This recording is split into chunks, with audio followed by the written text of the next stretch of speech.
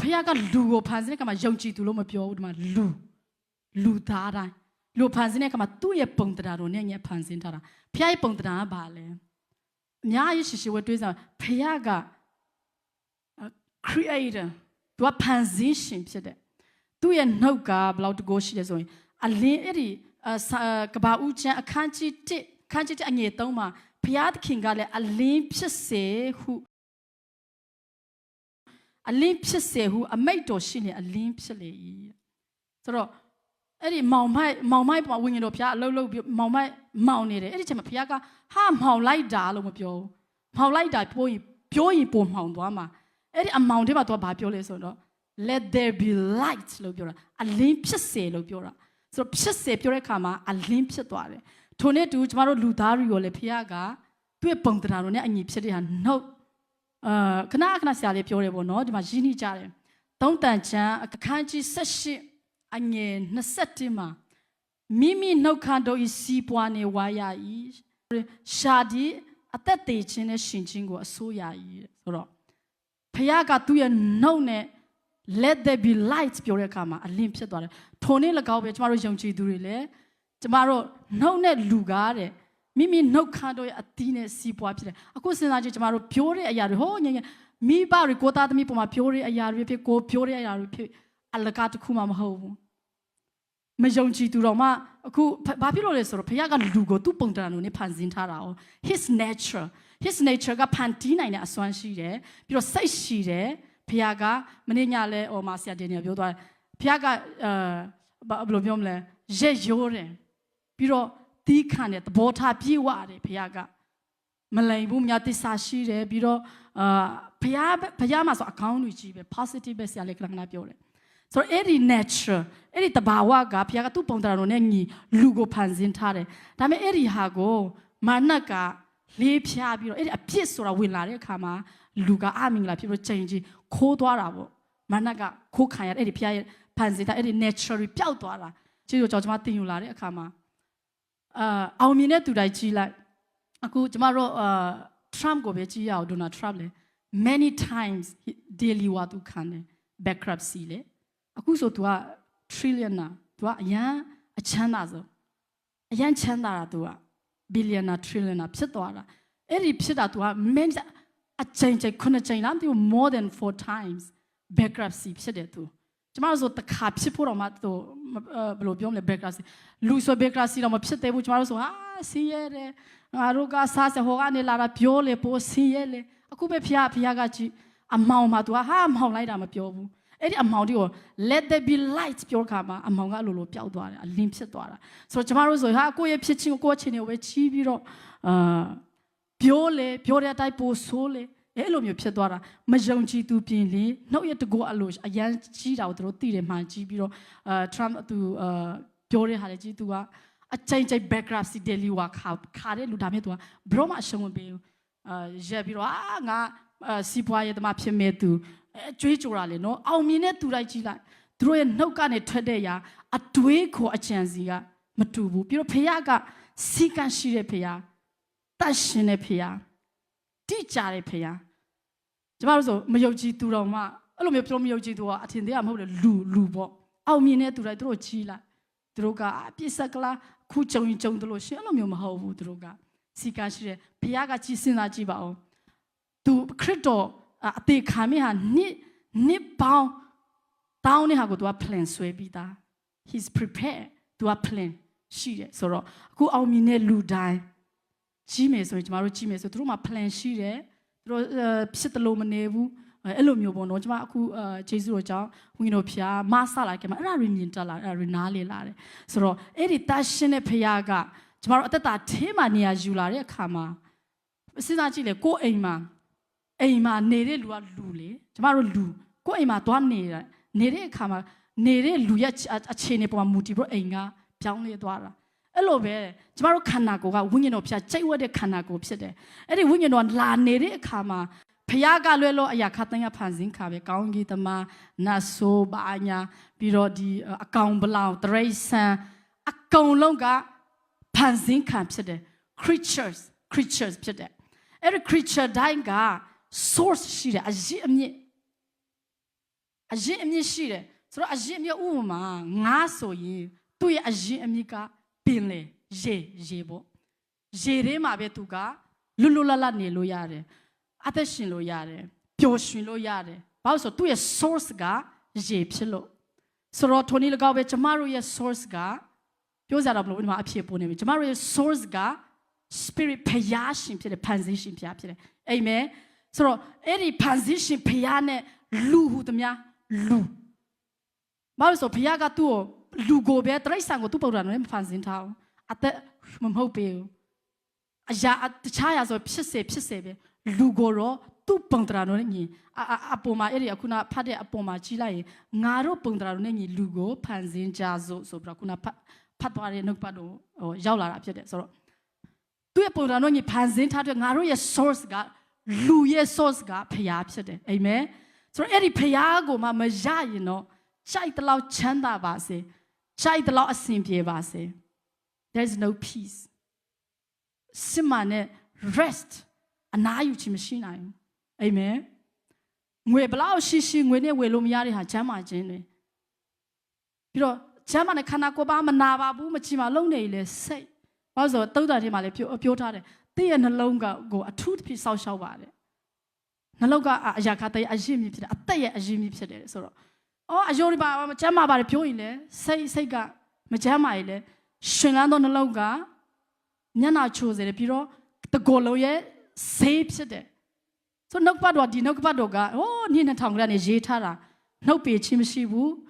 ပေရှားခြင်းမရှိဘူးလေရဖြစ်လာမယ်ဆိုတဲ့ဟာလေကဘာဦးတွေကနေ့2000လောက်ကရှိထားပြီးတယ်အဲ့ဒါလေရပေါ်လာတာကအခုဆိုရင်နှစ်ပေါင်းလောက်ပဲနှစ်ရာနေတော့မရှိသေးဘူးဆိုတော့ဖခင်ကဒီနှုတ်ပတ်တော်ကစဉ်းစားကြည့်နော်ဆိုတော့ကျမတို့လူသားတွေလည်းကျမနားလေလာတာပေါ့နော်လူလည်းကျမတို့ရဲ့ source ကကျမတို့ဖန်ဆင်းတဲ့ဒီဖျားရှင်ဖြစ်တယ်ဒီဖျားရှင်ကိုရမှသာလျှင်ရောက်ရဲတဲ့အသက်တာတွေဒီပျော်ရွှင်ခြင်းတဲ့အသက်တာတွေဥမာဘလောက်ပဲကွယ်အစဉ်ပြေးခြင်းထားလိုက်ပါတော့ငါတော့စိတ်ချမ်းသာပါကျမ်းမာပါပြောရင်လေမွေးနေကြီးလေဘလောက်ပဲပြောမပြောဘူးတုံးတာမှလည်းပြောထားတယ်လေဘလောက်ပဲဘယ်လိုပြောမလဲအသိပညာကျွေဝါပြီးတော့ wisdom ဖြစ်ပါစေဆင်းရဲတဲ့လူရဲ့စကားကိုဘယ်သူမှနားမထောင်ဘူးတဲ့အဲ့လောက်နေတိုးနေတာအဲ့ဒါဆိုနေကဘာလို့ဒီလောက်မွေးနေရလဲပြောစရာရှိပြန်ရော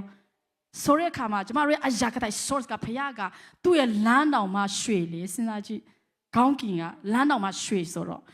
ကျမတို့တွေကဘာကိုနားလေရလဲဆိုတော့အဲ့ဒီဖခင်ကအရာကတိုင်ရွှေနေငွေကပိုင်းတယ်အသက်အရာကတိုင်ထားလိုက်ပါတော့အရန်ချမ်းသာတဲ့လူတွေရှိပြန်တယ်အဲ့မီလီယံနဲ့အဲ့တားနဲ့ချီဝေထားပြီးတော့သူတို့ဝေထားတဲ့ကဒင်တွေလဲရွှေနဲ့ကိုပြီးတော့ကဒင်လဲဝေထားပြီးတော့ကဒင်မှာတော့မအိပ်ရအောင်သူတို့ဘယ်လိုပြောမလဲမချမ်းပါပဲနေပေါ့နော်စိတ်တွေမချမ်းသာပဲနေတခါတည်းရန်တွေပါတွေအခုကျမတို့ဟာတာလည်းပြောမယ်ဆိုလင်မယားလဲအိုခွေးပကံပြန်ဆိုလာပေါ့နော်ဘလောက်ပဲအဆင်ပြေစမယ်ကိုယ့်ရဲ့သားသမီးကကိုမျောလင်းတယ်လို့အဲ့လိုမျိုးပဲဖြစ်လေလူကမပြောပြန်ဘူးဆိုတော့ကျမဘာကအဓိကပြောချင်လဲဆိုတော့အရာခတ်တဲ့ကဖျားက source ဖြစ်တယ်ဖျားကိုရမှသာလင်းရောက်ရဲနိုင်တဲ့အတ္တတာရောကျမတခုတက်ခံမြေပေါ့နော်ကျမဖဏအရန်ကြိုက်တယ်ပြောစရာတော့မလိုပါလို့အိမ်လာတဲ့သူတွေးကြမယ်ဒါပေမဲ့ချင်းဆိုအဲ့ဒါပြောမယ်အမေကလာတဲ့ခါမှာနုနုရဲ့နိဖဏကိုချီးပြီးတော့နှစ်ယောက်ကြားတော့တနာတယ်ပြောတော့အရန်စိတ်ဆိုးတော့အမေကလည်းအမေဘာလို့ပြောနိဖဏစီမှာပဲနှစ်ယောက်ကြားရဲ့ပတ်စံများကုန်မဟုတ်ပါဘူးအမေကျမအဲ့ဒီပါလဲ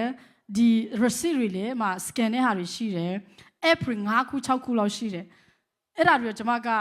လောက်ထားတဲ့ဒီ receipt တွေ scan တယ်ပြီးတော့အဲ့ဒီ gift card တွေရှိတယ်အဲ့ဒီဟာတွေထင်းကနေဝယ်တဲ့ဟာတွေပုံများတယ်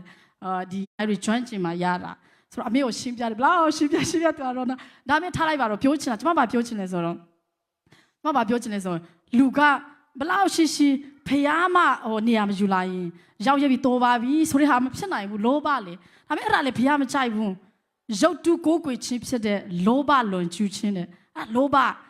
ဒီတော့ဆိုရပြီလေတိုးပြီလေနော်မင်းသမီးလောက်ပြီးတော့ရိုက်ပါလေမဟုတ်ဘူးပြောချင်တာပြီးတော့တချို့ဆိုရင်စီးအောင်မစီးအောင်အရန်ချနေပြီလေဆိုတော့သူပေးအဲ့လိုမျိုးတော့ဖြစ်တာပြီးတော့တကူကကျေးဇူးတော်ကြောင့်လဲပေးတော့လေလက်ဆောင်လေးရပြန်ရောပြောချင်တာဒါပေမဲ့ဘယ်လိုပဲပြောပါအဲ့လောက်ဆိုရင်တော့ငွေကကုန်ခါတော့ဝေးစရာမလိုတော့ဘူးဒါပေမဲ့ထပ်ဝေတယ်ဆိုလောဘလို့ဖြစ်သွားတယ်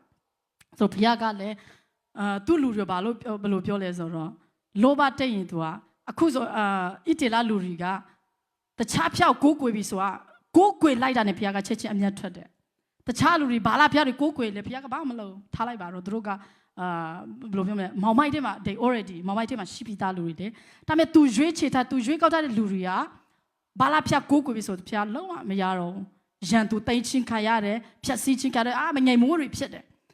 ဆိုတော့အခုဆိုရင်အဲ့ဒီဘာလာဖျောက်ငါတို့ကမကိုးကိုယ်ရုပ်တုရှင်းမှာသွားအပြီးတော့မဆိုတော့ဘူးဘာလဲဆိုတော့အဲ့ဒီလောဘsorry ရုပ်တုကိုးကိုယ်ချင်းဖြစ်တဲ့လောဘလွန်ကျူးခြင်းဆိုတော့အဲ့ဒါတီးတာတော့ကျွန်မကိုလည်းမရပါဘူးကြည့်နော်ကြိုက်တာပါပဲဒါပေမဲ့ဝိညာဉ်တော်အာကိုဘုရားကမဆလာတဲ့အခါမှာအရင်တော့လို့မဟုတ်တော့ဘလောက်လှတော့ဆိုရပြီဒါတော့မှအဲ့လိုမျိုးဖြစ်သွားတာကျွန်မပြောချင်တာကဖះမဆတာပေါ့နော်ဘာပြောချင်လို့ဆိုအရာခတ်သိန်းကအဲ့လောက်သူများသွေးဆိုတော့လွယ်မဲ့ဖနာ200နဲ့တောင်မှရှင်တဲ့လူအများကြီးပဲကျွန်မဘာပြောချင်လဲဆိုရင်ဖះမရရင်လွယ်တယ်ဆိုတဲ့ဟာတောင်မှကိုခွန်နေဆိုဘာမှမလုပ်နိုင်တာဆိုတော့အရာခတ်တဲ့အရှိအမြစ်ကကျွန်မတို့ရဲ့ဆိုဖះကျွန်မတို့ဖန်ဆင်းတယ်လူဖန်ဆင်းဒီဖះရမှတာလေအရာခတ်သိန်းဖြစ်တယ်ဆိုတော့ဘာပဲဖြစ်ဖြစ်အတီးသမားတွေလည်းဒီဆိုရဲလူအတွက်တီးပေးတယ်ဆိုတာလုံးဝမရှိရဘူးပြီးတော့ကိုအချိန်ပေးတဲ့အရာတွေအရာကတည်းကအမြင်နဲ့ဖျားဖြစ်တယ်အာမင်ဆိုတော့ကျမတို့ hill sound ကြည့်မယ်ဆိုရင်ဆရာဒေးဗစ်ခီလည်းဆရာပြောတော့ဒီမှာရောက်သွားတယ်လို့ပြောတယ်အသင်းတော်မှာဆရာဒေးဗစ်ခီလည်းသူပါခဲ့တယ်သူတို့ဟာနဲ့သူတို့ဂီတာဖို့ဝေရတယ်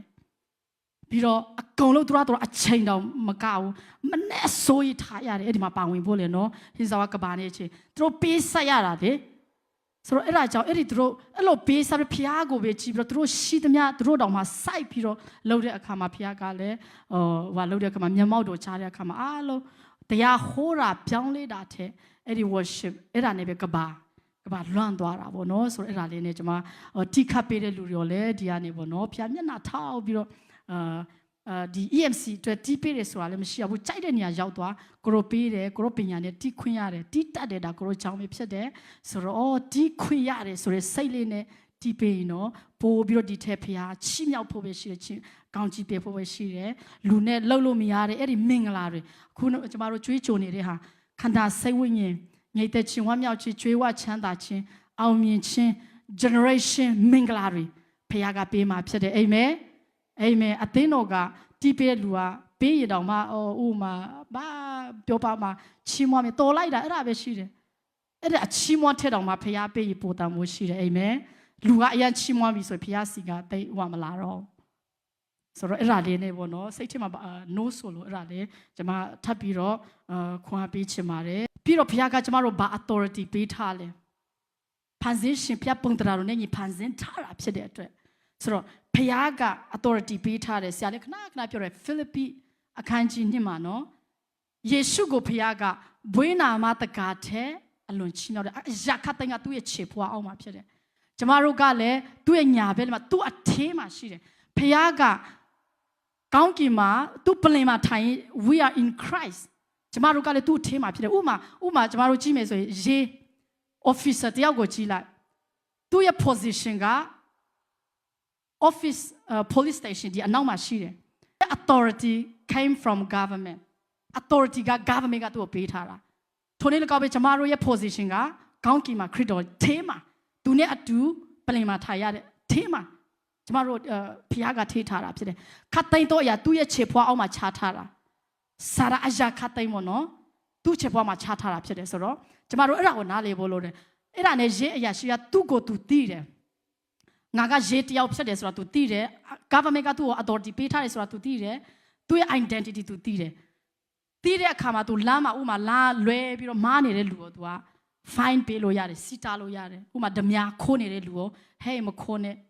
ပြောလို့ရတယ်ငါတို့လည်းနားထောင်ရတယ်ဘာဖြစ်လို့နားထောင်ရလဲ because သူ့ရဲ့ identity ကိုငါတို့သိတယ် तू ကရေးငါတို့မှနားမထောင်ငါတို့အချုံထဲမှာ fine ပေးမှာငွေညစ်မှာငါတို့ကိုဗာလဲဂျိုခိုင်းမှာဆိုတာ तू သိလို့လေ speed limit ကြော်ရင်လိုက်ပြီအဲ့ဒီမှာငါတို့ကစကားနားထောက်ပါညာဆိုရင်သူတို့ရေးရီကဗာလဲတနတ်လဲကင်နေတယ်နော်အဲ့ဒါတနတ်လဲပြစ်မှာပြောချင်တာလေနော်ဆိုတော့သူတို့ identity ကိုသူတို့သိတယ်သူတို့ position ကိုသိတယ်ဆိုတော့အဲ့ဒါသူတို့ရဲ့ weapon ကင်နေထိုနည်း၎င်းပဲငါတို့လည်းဖခင်က authority ပေးထားတယ် identity ဆိုတော့ကို identity ကိုတီးဖို့လိုတယ်ကိုရဲ့ position ကိုတီးဖို့လိုတယ်တီးယုံနဲ့ရေကတီးယုံနဲ့ထိုင်နေရင်လေတခိုးကဆက်ခိုးနေမှာ crime တွေကများနေမှာ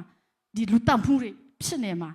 သူရေးဖြစ်ပြီဆိုရင် तू အလုပ်ကို तू လုပ်ဖို့လိုတယ်အာမင်ထိုနေလကောက်ပဲငါတို့လည်းဖခင်ကအဲ့ဒီ authority ပေးထားမိသားစုထဲမှာဖခင်စီကမဟုတ်ဘူးမာနကအဲ့ဒီယောဟ30မှာခိုးဖို့တပ်ဖို့ဖြတ်စည်းဖို့တခိုးကခိုးမယ်ဆိုပါခိုးမှာလေလာပြီးတော့ဥမာနဲ့နိုင်မယ်ကျမတို့လူငယ်ကောင်းဆောင်ရူချက်ပါဦးလည်းငိုထားပါတော့အဲ့တော့ခိုးမယ်ဆိုပါခိုးမလဲသူတို့သွားပြီးတော့ဟာသူတို့ပြစ်ထားတယ်အမိုက်ပုံကြီးဟာဒီအမိုက်ပေါ်ချီးတယ်ကွာဒါမလုပ်ပါဘူးနော်သူတို့အိမ်သားထဲမှာသွားပြီးတော့အဲ့ဒီရှမ်ပူတွေပါအဲ့ဒီစနေမပါဘူးဘာခိုးမှလဲတာမိုးကြီးတွေဟာသေးတယ်ကြောက်တော့အန်တင်ကိုထားမယ်ငကနေပါတော့လေအဲ့ဒါတွေကိုမှပြောချင်တာလေနော်အဲ့ဒါတွေကကြီးတယ်မကြီးဘူးလေသေးပေမဲ့တာမိုးရှိတယ်ဆိုတော့ဥမာအိတ်တွေဆိုရင်လည်းအကြီးမခေါ်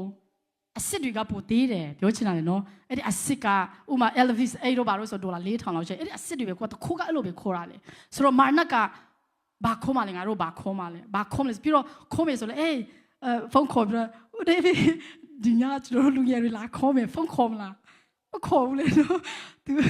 သူပဲချိန်ပါ तू ဘယ်လိုပြောလဲ तू နှမ်းနေတဲ့ချိန်ဟောင်းနေတဲ့ချိန်တို့မိသားစုပါလဲမရိပ်မိတဲ့ချိန်မသိတဲ့ချိန်အဲ့ဒီချိန်မှာချောင်းပြီးမှခိုးမှာတခါတလေခိုးတဲ့ချိန်မှာဥပမာတသေးလေးဆိုရင်အနေဝင်ထားမယ်ငကတ်တို့ပါတော့တသေးလေးခိုးရင်ချက်ချင်းမသိဘူးအဲ့ဒီငကခိုးသွားမှချက်ချင်းသိမှာမဟုတ်ဘူးဒါပေမဲ့အဲ့ဒါကိုလိုအပ်ပြီးရှာပြီးတော့ပျောက်သွားမှဟေးပျောက်သွားပါလားချက်ချင်းမသိဘူးပြောချင်တာလေနော်ထိုနည်း၎င်းပဲမာနကငါတို့ဘာခိုးမှလဲတန်ဖိုးရှိတဲ့အရာယေရှုကဘာနေနိုင်ကြလဲငါတို့မြေလေးမျိုးအကြောင်းပြောထားတယ်ကောင်းသောမြေမှာကြားတဲ့ဟာကအစားတရအတီးတီးတယ်ကြောက်မှာကြားတဲ့ဟာကဘာလဲကြောက်ပိုးတော့ကြောက်အမြင့်မတွေ့နိုင်ဘူးလမ်းပေါ်မှာကြားတဲ့ဟာကညက်တွေကကောင်းယူတယ်အဲ့ဒီညက်ကမာနလို့ပြောတဲ့ယေရှုပြန်တပည့်တော်တို့ပြန်ရှင်းပြတဲ့အခါမှာဘာရင်ခုံးလဲဆိုတော့နှုတ်ကပတ်တော်မျိုးစေ့ကိုခေါ်တာဖြစ်တယ်မင်္ဂလာဖျားစကားဖျားကအခုနပြောရတယ်နော်ဖျားကနှုတ်တကိုးရှိဆရာခဏခဏပြောတယ်ဟေးပြေးမှာအယိုးအကျော်အသားချီစီကိုထုံချင်းခွင်းနေတယ်တန်လက်ကထက်တယ်တကိုးရှိတဲ့အသက်ရှင်တယ်အဲ့ဒီနှုတ်ကပတ်တော်ကသူ့စကားသူကိုယ်တိုင်ဖြစ်တယ်ဆိုတော့ကျမတို့ကြားထားတဲ့အာဟာတွေအဲ့ဒီစကားတွေအဲ့ဒါတွေဒီမှာကြားထားတယ်ဒါမဲ့အမြင့်မတွေ့အောင်အဲ့ဒီမှာနက်ကအဲ့နှလုံးသားအဲ့ဒီယုံကြည်ခြင်းမရှိဖျားစိတ်တော်တွေမတွေးနိုင်ဘူးလေဆိုတော့အဲ့ဒီအရာတွေကိုမာနကခိုးတာငါတို့ဆိုရင်ဥပမာအစားဆိုရင်တော့ဘုရားကအဲ့ဒါနဲ့ကျွန်မပွင့်ပြတဲ့အခါမှာပေါ့နော်နားလေးစေအခါမှာလို့အခုဆိုရင်တော့အဲ့ဒီတီးတဲ့ဟာအဲ့ဒါကြောင့်အဲ့ဒါတွေမာနကခိုးတာဖြစ်တယ်အဲ့ဒါကြောင့်တမာတတိရှိမာနကိုအခွင့်မပေးနဲ့ပြောရတယ်နော်ဆိုတော့နှုတ်ကနေလင်များဆိုရင်လည်းနှုတ်ကနေနှုတ်လက္ခဏာတွေပြောမိတယ်ကွာဘာညာပြောမိလဲချက်ချင်း you need to delete it ပြန်ဖြတ်စီပို့ဘာလို့ဆိုနှုတ်ရဲ့အတီးကိုဝါစွာစားရမယ်တဲ့ဆိုတဲ့အခါမှာအဲ့ဒီနှုတ်ပြောမိတယ်လူကမစုံလင်ဘူးရှင်ပေါလဲမှာထားတယ်အဖြစ်တရားရဲ့အဖြစ်ကိုလုံမိတာအဖြစ်တရားဂျုံကိုမခံနဲ့တဲ့လုံမိမယ်ဆိုတာ तू သိတယ်လုံမိရင်လည်းချက်ချင်းကတော့ပြန်ဖြတ်စီမယ်ပြီးတော့ချက်ချင်းဖျားစကားကိုပြန်ပြောမယ်မင်္ဂလာရှိတဲ့စကား speak life blessing အဲ့ဒါကိုပြန်ပြောဖို့ဖျားလို့ရှိတာဖြစ်တယ်အိမ်မယ်အဲ့ဒီအနှုတ်လက္ခဏာကိုပြောဖို့အနှုတ်လက္ခဏာပြောပြီးပိုများရုံပဲရှိတယ်ဖျားကိုယ်တိုင်ကအမှောင်ကိုအမှောင်လိုက်တာမပြောဘူး let there be light ပြောတဲ့အတိုင်းပဲနာရီလဲအဲ့ဒီနာတဲ့ပုံမှာလက်တင်ပြီးတော့အနာယေရှုနာမနဲ့ရှိထုတ်တယ်ဆန်နဲ့ထိုင်နေစကားပြောနေရင်လည်းသူနဲ့နှုတ်ပတ်တော့ဆွေးနွေးနေဟာနီဒါဟာနီစီမာဒါရှိတယ်ပြောတဲ့ခါမှာ तू တကယ်ဝิญဉ်လူပါဒါမဲ့ तू ကကျမကနည်းနည်းအထင်သေးတယ်လေအဲ့လေအရှင်တော့ပါရှင်တော့ तू နည်းနည်းကျမနည်းနည်းအထင်သေးတယ်လေအဲ့ဒါလေနောက်ဟိုတိုက်ဆိုင်လို့ပြောမယ်ဆိုတော့ तू နည်းနည်းအထင်သေးခင်မှာဟာ तू ကကျမကိုကြည့်ပြီးတော့အသက်ရွယ်ငယ်ပါညာပြောတော့ तू ကအဲ့လောက်ဝิญဉ်လာကြောက် spiritual realm တွေ तू ကသဘောပေါက်မယ်အဲ့လိုမျိုး तू ကထင်လို့ဖြစ်မယ်ထင်ပါတယ်ဆိုတော့အဲ့နဲ့ဟာဆွေရဘလို့သိတာလဲဆွေရကျွန်တော်တစ်ခါမပြောဖူးပါဘူးလို့ပြောတယ်အဲ့ဒါနဲ့